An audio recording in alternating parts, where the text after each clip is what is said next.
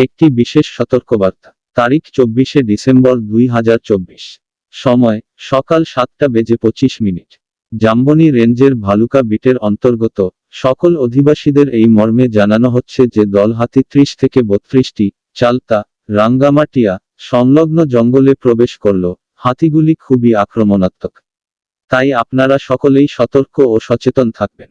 জঙ্গল লাগোয়া যে সকল গ্রামগুলো রয়েছে যেমন ঝরাড়ি, মুরাকাটি, বালিডিহা, চুটিয়া, জটিয়াবাধি, পিন্ডোরা, শিরশি, কাপাসি, পোরাডিহা, কানিমুহুলি, কুলডিহা, ঘং, বেলডাংরি, ভালুকা, সেন্দাপাল, বাহিরগ্রাম, বাকশল, কুমরি, চালতা, রাঙ্গামাটিয়া, বরাসল, সিজুয়া সহ পাশাপাশি সমস্ত গ্রামের মানুষ সতর্ক থাকুন এবং সচেতন থাকবেন।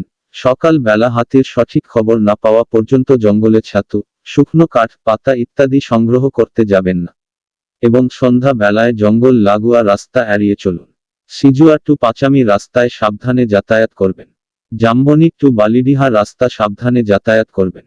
বেনাগেরিয়া টু রামচন্দ্রপুর রাস্তা সাবধানে যাতায়াত করবেন। অযথা কৌতূহলবশত হাতি পর্যবেক্ষণ করতে যাবেন না।